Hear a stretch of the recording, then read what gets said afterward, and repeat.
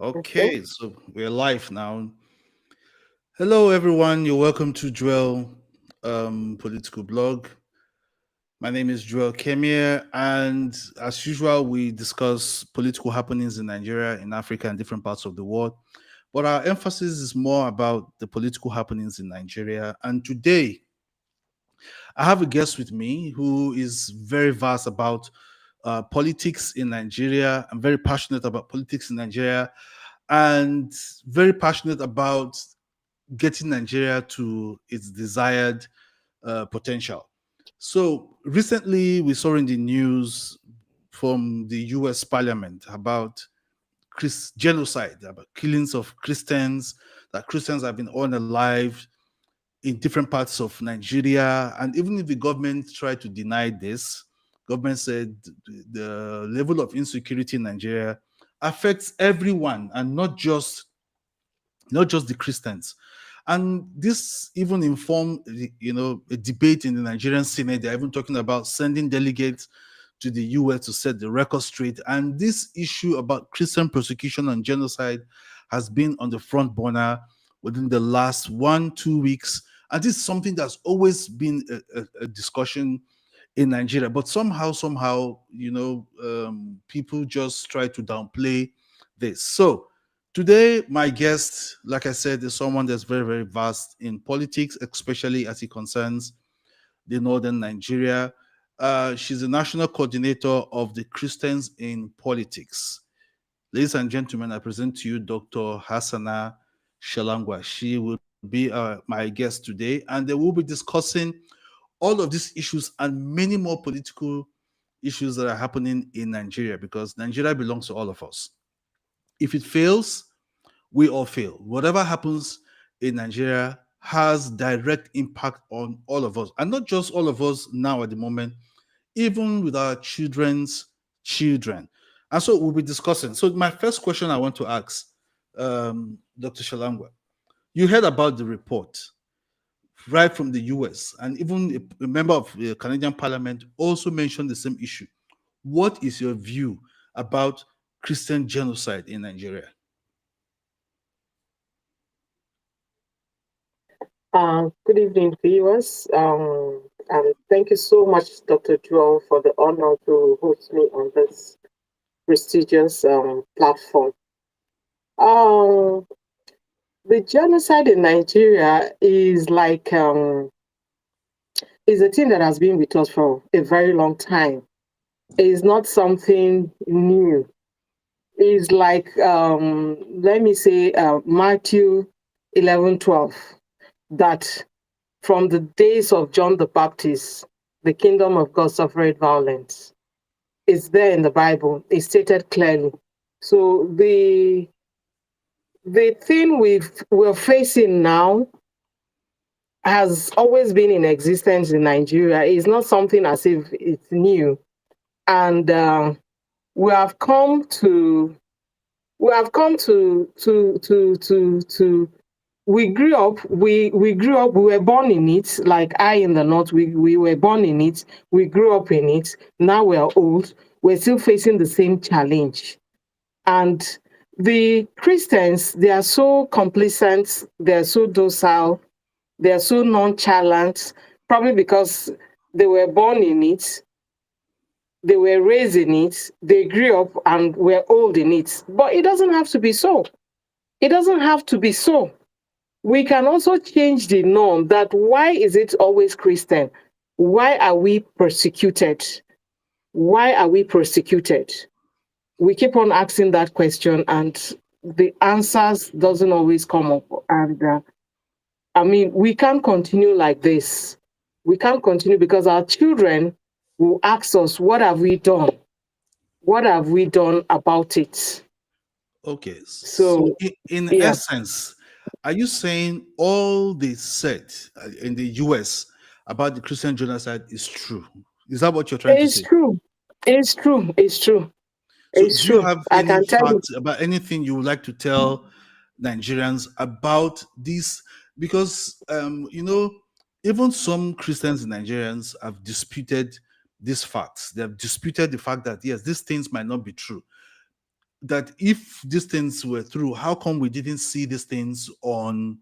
How come we didn't see it on the news The media and media. all of that? What do you have to say about that? You see, I told you in my opening remarks that we're born in it, we grew up in it, now we're old, we're still in it. People just accept the norm that is a normal thing. Even if they kill us today, I mean, it's normal.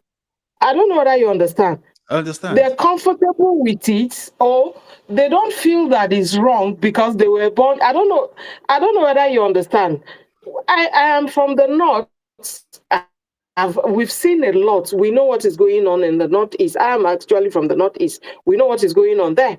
So how could you tell me that you see, like the Boko Haram, there are a lot of militants group in Nigeria, especially in the northeast. So you can't tell me that people are not aware. We're all aware of what is going on. But the thing is that we don't know the way out. We are in it. We don't know the way out. And people cannot deny it that it's not happening. Evidences are there. I mean, we see what is happening. You go to the rural areas, you come to the city, it's the same thing going on. Okay, so with what we are seeing now, so what is the current situation of? Do you think Christians are persecuted in Nigeria? Do you think Christians are not giving? They're not living up to their potential? Do you think Christians in Nigeria, they are Well, not really fully we part of are what is not. happening in We are Nigeria? persecuted. Not We are persecuted not only politically. When it comes to certain things, to get basic things, even in Nigeria, I mean, let's assume you want to get a job. That's part of the persecution. They see your name, or there are certain benefits that as Nigeria is supposed to get. You don't get it. You get it based on where you come from, or you don't get it based on the kind of name you bear or the kind of region you come from. That's persecution. Okay, have you ever been have you ever fallen a That's victim? persecution. Anyone you know has been a victim of this persecution, discrimination in terms of religion when it I comes can to tell you for getting sure, it part of happened to what you're me. supposed to get from It, government? it happened to me. Let me give you a typical example of what happened Okay. to me. I was married to an Igbo man, and my children are Igbos, and they have Igbo name. I don't bear Igbo name. So there was this time they were giving this COVID loan. It was my son. I sent all the names for him to apply. You know, my name is a typical Hausa name. Yes. I have a twin brother, is a Hausa name. His wife is a Hausa name. Do you know my children? As we applied, my children that bears Igbo name, they didn't get, my son was the one that applied. His name was first, I second, and we just placed the name. All the names that were not the northern region names, they didn't get the COVID loan. I got it, my brother got it, his wife got it. So how do you explain that? How do you explain that? Okay, you see, we've seen these things happen all the time. It's possible, maybe because of quota system. And do you think this is a direct discrimination because of the religion? I think so, because of the name, because your name is attached, your name can say where you come from. Okay, so now, I don't think it's quota system. I don't believe that. do you think the Christians in Nigeria, do you think they are the minority? I don't think we are the minorities, Christian. I think I Okay, why do you think that we are not the minority?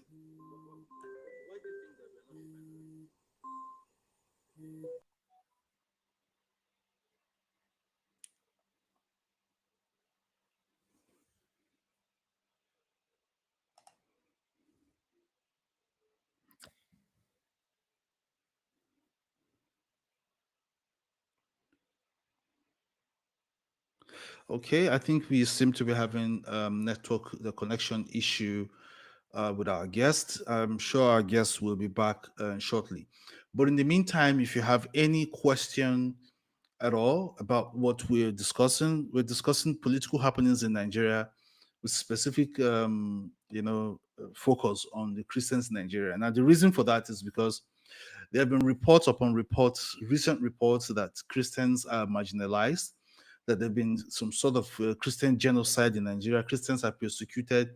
In terms of the politics of Nigeria, the Christians are being unalive. But there's been a growing debate that the issue of insecurity in Nigeria does not only affect the Christians, that even the Muslims have had their fair share, especially when you cite issues of banditry in the Northwest, you cite the Boko Haram unaliving of people in the Northeast. So welcome back. We're just trying to... Sorry, I was disconnected. I had a call, so it Okay. disconnected the yeah. Okay, so let me allow you land on that thing you were talking about, because I want to ask, are Christians, do you think Christians in Nigeria, they are the minority? We are not the minority when it comes to numbers, but we are in minorities being in certain positions. So why do you think the Christians are at the receiving end?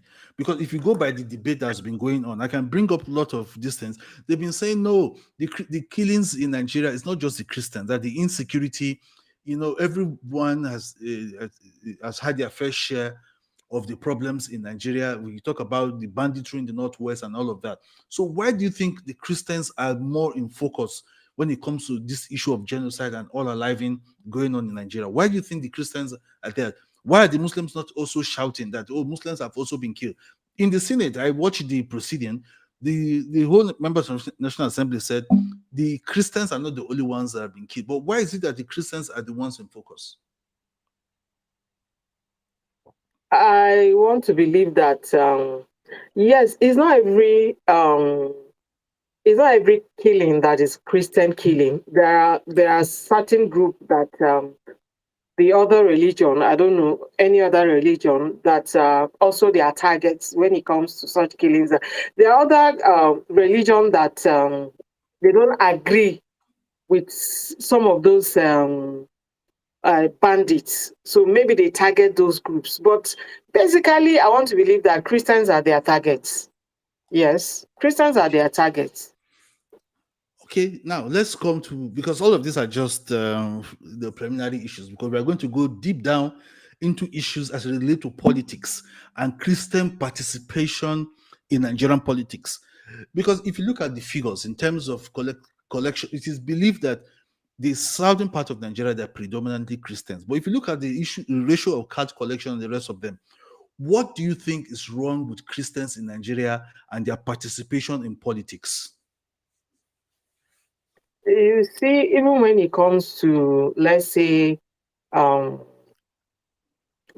let's talk about this political Christians being nonchalant.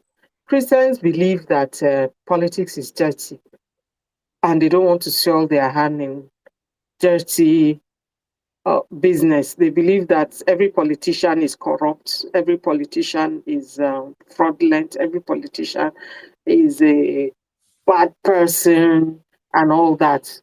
But if you don't participate in politics, the other side will go and make decisions for you. They go and make policies that will affect you. So we keep on encouraging Christians that yes, if you believe that there are dirty people in politics, you come and make it right. So that's where we have issues. They don't believe that, not all Christians, most Christians don't believe that they should participate in politics. And that's why you have less Christians. I'm talking of the real Christians now, not those that will be saying that they are Christians, but they are not Christians. They even do worse things that... Yes, sorry to butt in here, but the question of participation in politics, there are two dimensions to this participation. It's either you are directly involved in politicking and then you are looking for public position, or how about the voting? Because it is believed that Nigeria is in a democracy and it is the vote that puts people into offices. When people go out to vote and then, choose candidate, vote for candidate. Why do you think the Christians, okay, let's assume that they believe politics is dirty. Politics is dirty. Politics involves evil. It involves all manner of things. Those are the perception of people on the street about politics. But how about coming out to vote? Because I've said this several times that election day is not a day to hold service. Election day is not a day for deliverance service. Election day is not for fellowship. Election day is a day to decide the destiny of the country, to decide to make this, to put people in position that will move the country forward. And then we've all seen how Nigeria has turned out within the last few years. Why do you think Christians are not coming out to vote?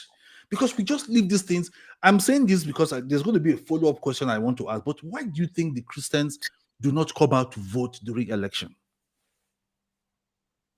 That's what I'm saying. They believe that their vote will not count.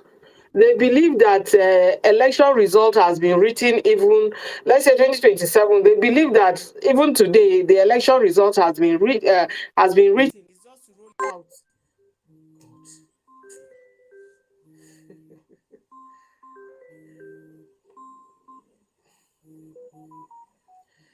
Hello. Okay, I can hear you now. The other person that's supposed to join us is the one calling, and okay.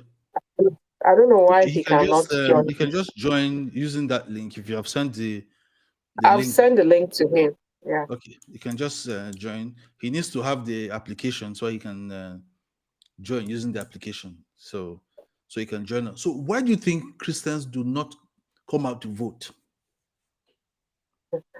You see, let me give you a typical example of Kaduna State. You see, Kaduna State, you cannot tell me that there are more Muslims in Kaduna State. No, I believe it's either 50-50.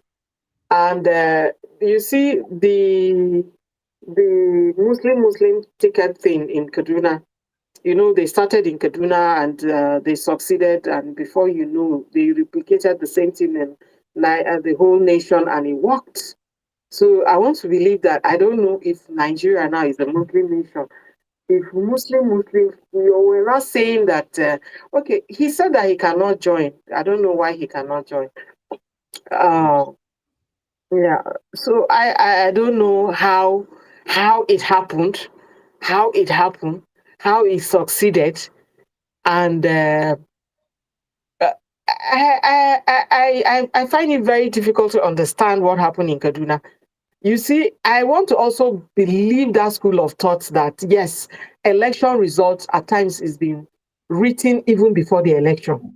You know, El-Rufai came out recently to say that it was Peter Obi that won the election. I don't know if you heard that. Yes, I followed that story. So it's believed that election results are being determined even before you go into the election proper. So people don't really, with that mindset, it has been premeditated that yes, election has been written. You just roll out the election. They know who is going to win or who is not going to win.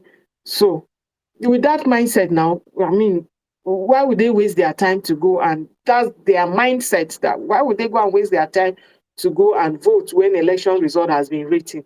So but how come the Northerners, on the other hand, the Northerners do not have the same mindset that elections have already been rigged? Because they come out and exercise, they come out to do full participation in the elections. So how come they do not share the same sentiments as Christians, that elections have already been written and elections have already been rigged? What do you think is responsible for this mindset?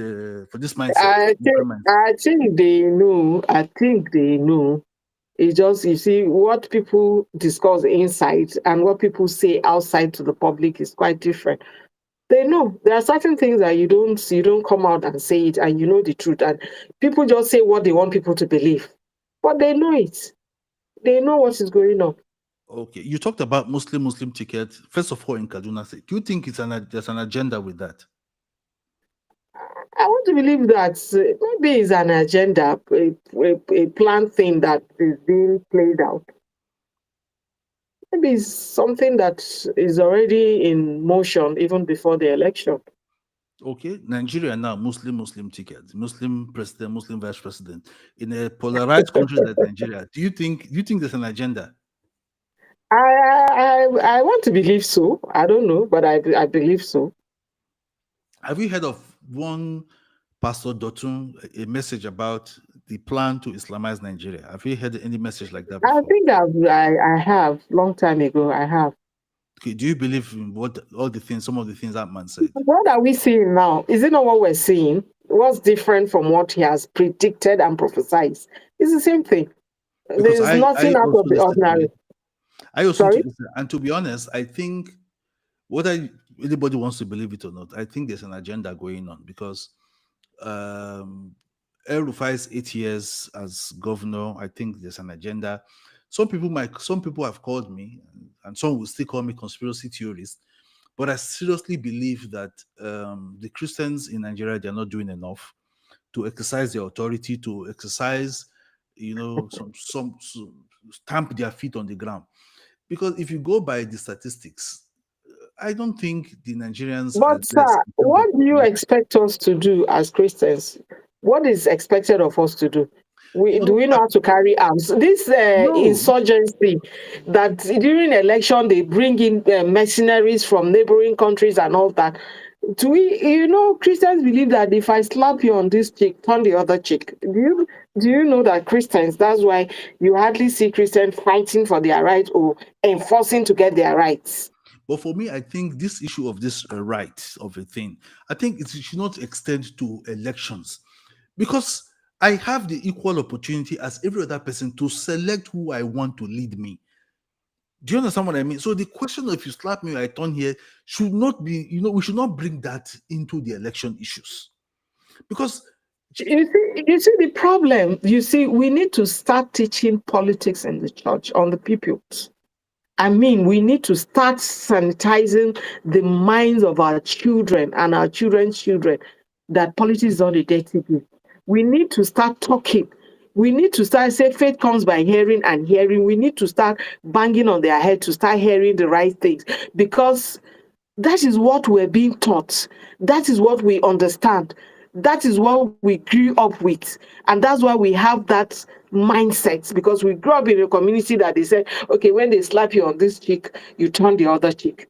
When they take your coat, you give your other coat. I don't know that you understand. I understand. That's how we understand how things should be. And that's why you hardly see, okay, Reverend Zax is here with us. Okay, you're welcome, sir. You're welcome, Reverend Zax. Can you hear me, sir? If you can just adjust your light so that the audience can really see you, sir. Yes, I have a challenge with the light now, the lighting system. Yes, I don't know. it's a common Nigerian phenomenon. And it all boils down to leadership. It's all boils down to some of the things that we're talking about today because issue of electricity is a common thing that everybody should have access to. It shouldn't be something that it's not rocket science. So back to what we're talking about. You see, I've said it several times. Like even before we went live, we were discussing about what role are the pastors playing when it comes to Nigerian politics. Because if you go on the internet these days, what you see, they're just pastors criticizing each other, criticizing that Yes. you misinterpreted one particular scripture, you misinterpreted this. If you're not controversies about tithe, it's controversy about offering, it is controversy about this, about prosperity, about holiness. And these pastors forget that if there's no conducive atmosphere, they cannot even hold this church service. You see? You see the And you see sorry, the yes, okay. Say continue. no the problem we have, you see this so many denominations, so many churches with different ethics, different principles of worship and all that. You feel that my church is better than the other church. So now you see this one supporting this person, the other person supporting. So there's this divide and rule amongst us. So you can hardly see Christians coming together to speak in one voice. Now let's say, okay, say Peter Obi, him is a Catholic, oh, the Pentecostal say, he's not this one redeemed. Okay, let's support this person. I mean, because the reason I'm saying this because recently there's this ongoing, or maybe it has ended, voters registration, continual voter registration. I did not hear any church tell their members who are 18 years and above and say, go and register to vote. I did not hear it. I did not hear it. At least not maybe in your church they preach that message to young people. Because I have said several times that imagine if Redeem, Winners, Deeper Life, Catholic Church, Anglican, EYN, Cooking, Mountain of Fire, just name them, all these big churches with large congregation. Imagine if all the members who are 18 years and above all have voters card and come out on election day to vote. Tell me, some of the things that we are seeing today, we probably will not see them. Because the political class, they've taken advantage of the fact that, yes, people from the South, election day is the day they play football. Election day is the day for party. Election day is the day for church service. Election day is the day people visit each other. Because you find out that how can you tell me Kanu, Kaduna, and the rest, they call them KKK states, are the ones who will determine, who their votes will now determine who becomes president? That should not happen. It's because we are not serious as Christians in Nigeria. So, Reverend Zaki, what's your take on this? This, can you hear me? Loud and clear, Yes. sir. We can hear you, sir. This topic you are raising is a very deep and serious topic. And what you are saying is how will I put it?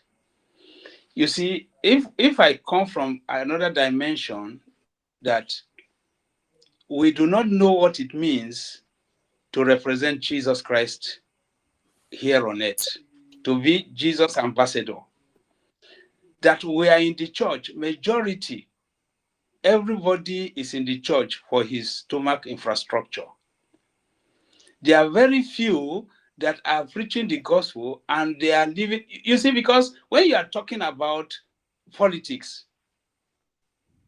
if the person who is governing you, if you are the salt of the earth and you are the light of the world, and the person who is governing you is darkness, how will you be able to see with your light? It would dim your light, because in the beginning there was darkness and you said, let there be light, and you came from that stock, that DNA of light, and then you now came to a place where darkness is in control, and then you are quiet and silent and you're not doing anything about it. You see, what you have just said about the voters registration is not far-fetched, because just like you said, in the pastors that are close to me, maybe because of my interest, the pastors that are close to me, I keep telling them, tell your members to go and register. You in fact, the body of Christ, the church members are lackadaisical in their approach to politics. They are sleepers. They sleep when it comes to politics. So and then again, even when you have a pastor that is curious and is telling the members to go and do something, then there's a problem. Majority of the people that are not born again, especially the ladies, I'm sorry to say that, who have boyfriends as Muslims, what I'm saying now, I'm not saying it hearsay. I'm saying it based on experience. Because in 2007, when I left the church, I didn't drive a car to the church. I went to the church with a taxi, and I left the church with taxi. And then the people that entered, those ladies, they didn't know where I'm coming from, the same church they are coming from. And we entered. And they were talking, me, now so person, the person they are talking about is a Muslim. And him, how can the pastor tell us to do this? Me, now this person I go vote for. That was their take. So, and when the pastor says something in the church, it is easy to divulge it. They will go and discuss, and the thing will filter out. But when they discuss in the mosque, you don't hear it. They just discuss on Friday, they go execute it on Saturday, and that is it. So the Christian body has a problem because of our insincerity to Christ. We are not sincerely born again, and so that foundation, that discipline, that discipleship is not rooted. And so the ones that are rooted, they are financially handicapped to be able to prosecute the agenda of Christ when it comes to mobilization. So you will see that there are so many things that are lacking. And I'm beginning with what my sister, Dr. Shalangwa, is doing. That is exactly what we want to do, to carry the gospel to the church and tell the church that, look, it is time for you to tell your members to arise and wake up from their slumber. So when I met her and she came up with it, I said, look, this is a vision and it's a division. It is high time that politics will be taught in Sunday school. Absolutely. That you have Christ ambassadors that are politicians. They will not leave their church. They are not leaving their church to go and campaign in another church. They are Christ ambassadors, political Christ ambassadors. And all they will be doing is new members that are coming. Have you joined a political party? Have you gotten your voter's card? Are you a member of a political party? That is that will be their job. We call them. I call them political ambassadors. They will not leave their church to another church. They are just like you have usher in the church. They will be Christ political ambassadors, and this is what CIP can do by recruiting those ambassadors in different churches wherever you belong to. You are not leaving your church, so you will not say, I don't have money. So as long as you go to church and you are an usher or you're a prayer warrior, you are Christ ambassador, political Christ ambassador in that church. As you are doing that job, new members, you begin to talk to them. Yeah, because for me, basically, one of the problems, because Nigeria's problem is not about resources, it's not about money. The problem we have in Nigeria is about leaders and then our recruitment process. But my emphasis is, what contribution is the church making towards this leadership recruitment? Because we've had it so bad. We've had it so bad because we just leave the leadership recruitment to a certain section of the Nigerian society. They are the ones who just recruit people who they want, So how do we get the church? How do we get Christians? Because this issue of genocide against Christians, persecution of Christians and all of that, it is a very serious issue. It is a very serious issue. And so far, I've not even heard CAN or the PFN make any strong statement about all of these things. So now, how do we ensure that Christians play active role in politics? What would you suggest, Dr. Shalangwa, that to get Christians, especially the youths in church? We know there are some churches that are so conservative. I don't want to mention any church now. There are some churches with very large congregation in Nigeria. I've had the opportunity of talking to some of them, and they told me, it's not my business in politics. It's not my business to vote. It's not my business. Churches, I'm sure you can guess this. So how can we incorporate these people now into politics? Because politics is a game of numbers. When the Christians are disadvantaged in terms of this number, the other people will just take advantage and pick whoever they like. And then look at, otherwise, somebody like Muhammadu Buhari has no business being in politics, being Nigeria's president. But because even the Bible says, while men slept, the devil came and sowed tares. While we slept. So as far as I'm concerned, Christians in Nigeria, they are sleeping. They don't want to take part in reviving the soul of Nigeria. It's not just enough to pray every day, fast for Nigeria. There are certain actions that need to be taken, and that action needs to be taken in terms of the leadership recruitment process in Nigeria election. So, Dr. Shalangwa, what do you think we can do before we come to CIP now? What do you think we can do on our own to get these people to be part of what is happening as far as the Nigerian state is concerned? You see, like I told you, we're nonchalant about politics in Nigeria. We're nonchalant about the happenings in Nigeria. We're nonchalant about the genocide in Nigeria. The only thing we can do is to keep on talking. We keep on banging it to their ears, just like the Bible says, faith comes by hearing and hearing and hearing by the word of God. If not so, I don't really know what else we can do than to keep on talking about it.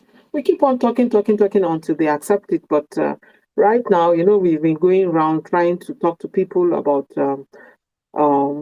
just even trying to get the PVC or try to just be involved in happenings around their community. They are trying to involve themselves in the happenings, especially politically. But the result is not too good, honestly. The result when it comes to Christian participation in politics is very low, very, very low, very low. So we keep on talking to them until we get it right.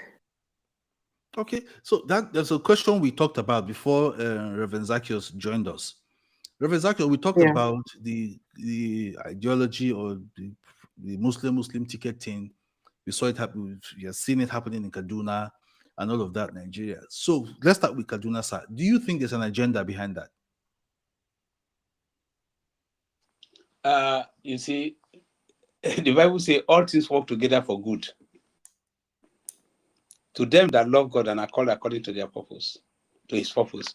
You see, when just like you said, like I said and you said, and like Dr. Shalangwa said now, that we are sleeping, the church is sleeping. There are certain things that God permits to allow the people to be flogged to wake up.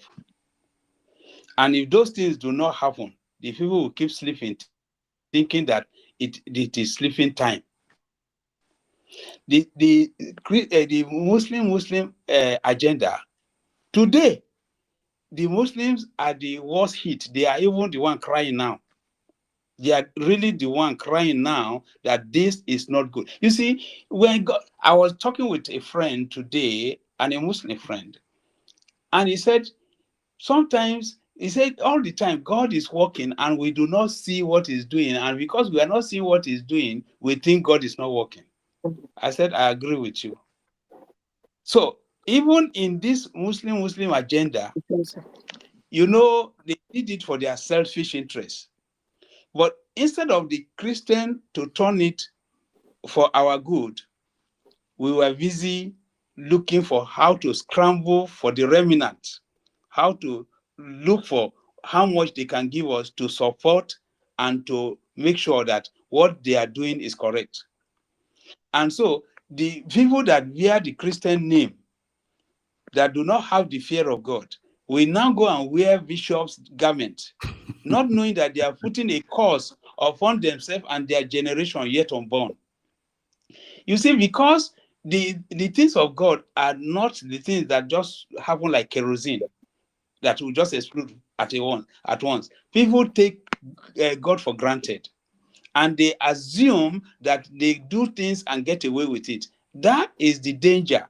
And sometimes when you are seeing some things that are happening to some people now, you don't know where the problem is coming, the root, where it is coming from that is happening to them now. We just see now and we say, hey, how did it happen?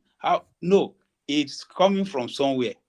It is a generational problem, a loin problem, because of what somebody has done in that generation. And that is what is going on. So nobody mock God and get away with it. Absolutely. Nobody misbehave with God and get away with it. So the Christian... I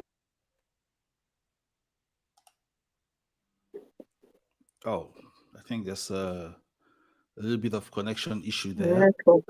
Yes. So I want to ask, you are the national coordinator of the Christians in politics. I see that as a very, very vibrant organization. So, and 2027 is almost upon us because right now we have a new INEC chairman designate. Very soon he will be, of course, the approval with the National Assembly is almost a done deal. So, where do we fit in now? Christian in politics, 2027 is around the corner. Where do we fit in? Because things have to change. No matter how um, minute, the impact that the CIP must make in 2027. Okay, right now we're encouraging more Christian participation in politics, especially in Kaduna State. That we have, we'll try our bit in Kaduna State because I believe like Kaduna is a model for them, and I believe Kaduna is a Muslim state now because Kaduna now there's no work on Fridays in Kaduna. Are you aware of that? People Wow. don't go to work on Fridays. Yes, I think I saw that report. Yes. So I think they have declared Kaduna State a Muslim state. And right now, we want to change the narration, especially in Kaduna, if we can. And we keep on talking to them, And there's a positive response to us that even from them, the other side, they are responding positively to us, saying that let's change it. Yes, we tell them we have been doing your own way and it's not favoring you. Please come and do our way. Come and do our own. Let's see if it will work. And the response is very good. Very, very good. Okay. If you're watching us, please, you can subscribe to the YouTube channel. You can also share because what we're discussing is a very, very sensitive issue as it affects all Christians in Nigeria, especially when it comes to issue of politics, because it is believed that some of the reports that we get all the time is because the Christians have refused to take their place, take their rightful place in the leadership recruitment process in Nigeria.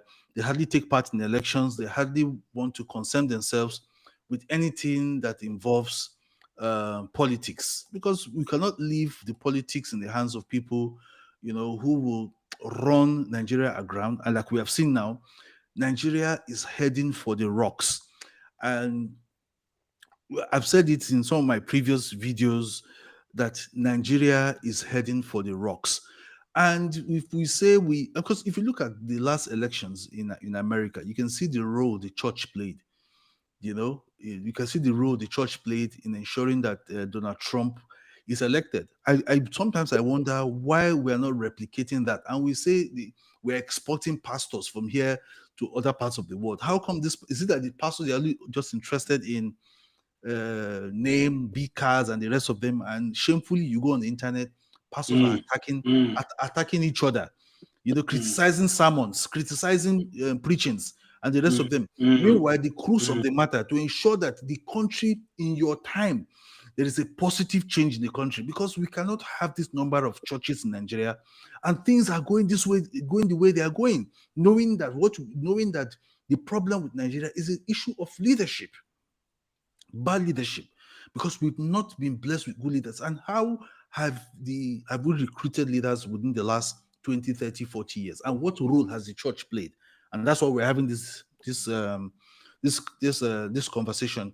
And what has really even brought up this conversation now is the question of the genocide that a lot of Nigerians have been unalive. In Benue, some of these things are not reported. In Benue, and we've not seen Khan do anything about it. Khan has become, in my opinion, Khan has become politicized. We've not seen Khan, we've not seen PFN stamp their feet on the ground that certain things must change.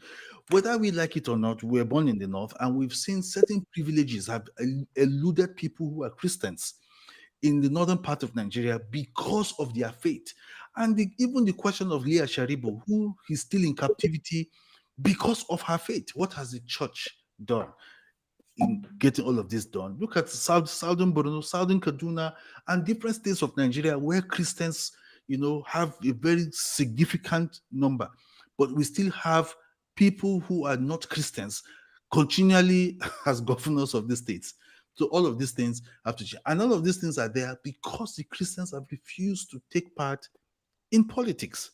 So I wish we had more time to discuss this. Maybe we can have some of these discussions some other time. This one is just more like an impromptu thing, and we've exhausted over close to 1 hour already in discussing this. So, Dr. Shalangwa, your final take about Christians in politics. Oh, I think she's having. Okay, sir, Dr. Reverend Zacchaeus, your final take about Christians in politics. If there's anything you want to add, Can you hear me? I can hear you. Can sir. you hear me? Yes, sir. Okay. My final take, sir. I believe that you have to make arrangement so that we can be having this program regularly. Yes, we sir. need it, and then we'll now see how we can now begin to tag people. In fact, this is so impromptu, and that is why I will make. If I know, I will make arrangement for light and everything for this. My final take on Christian in politics. Before I met with Dr. Shalangwa, the Holy Spirit has ministered to me after the 2023 election that my name was omitted from the House of Rep for Labour Party, that I should start capping Christian advocacy for politics in Nigeria. And we wanted to register it. CAC refused to register it. Christian advocacy for politics in Nigeria.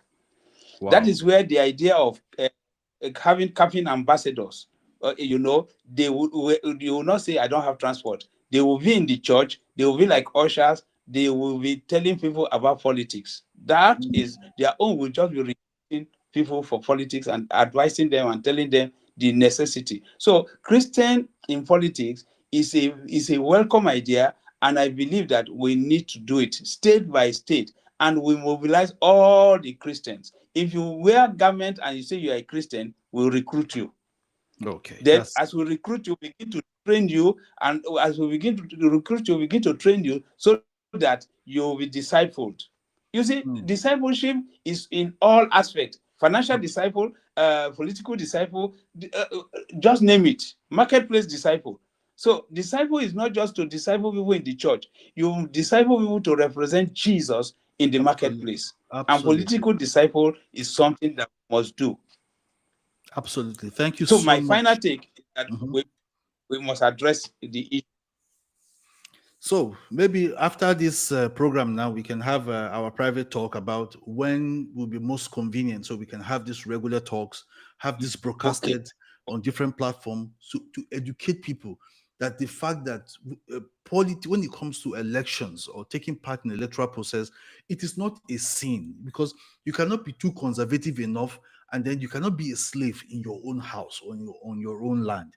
You have to take part in deciding the future and the destiny of Nigeria. We cannot continue to leave Nigeria in the hands of people I call charlatans, or people who do not believe in the development of the process. They are only there because of certain gains.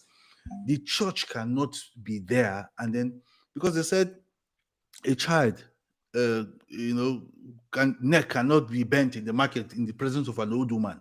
So in this context, the Nigerian church should be that who is experienced, who understands, what should be done, because we cannot continue to preach that we are the salt and light of the earth, and then the domain where we practice this Christianity and the domain where all of this has happened, is continuing to be fraught with, bad system, bad leaders and all of that, and we continue to watch and fold our hands, because what I would like to know, people are suffering so much in Nigeria, and most of this suffering is a consequence. It's a consequence of the fact that certain class of people refuse to take part in the elections. Let me tell you, in 2019, I know some people in the church who voted for Buhari simply because of Osibanjo. I'm not afraid to say this anyway. These are even senior pastors. They voted. And then after a while, they're preaching in church and say Christians are persecuted. I said, no, sir. this is a direct consequence of our actions. You cannot tell me you had the opportunity of changing the narrative, but you voted for this man because of this thing. We should do things based on who has the capacity, or who will protect your best interest more, because we can't continue to say we are going to leave everything in the hands of God. No. Things have gone so bad that we have to take some physical action, and that is our participation God in is no politics. longer here. God, yes, he said he has handed over the earth to the children of men. So if God is here, if God has handed it over to you, and you are now saying you leave it in the hand of God, then it means that you don't know the responsibility that God has bestowed upon you as a child. So we really need to do something. So after now, I'm going to have that discussion with you and with Dr. Shalangwa, and if possible, bring other people so we can have these regular discussions on how to ensure that the church takes part actively in the election and electoral process of Nigeria. Thank you so much, sir, for coming at such short notice. Thank you so much for your contributions. And for everyone watching, please kindly share, like, and if possible, subscribe and leave your comments. We'll definitely get back to you some other time. Thank you so much, sir, and have a good night rest. Thank you very much. God bless. Yes, sir. Yes, sir. Thank you, sir.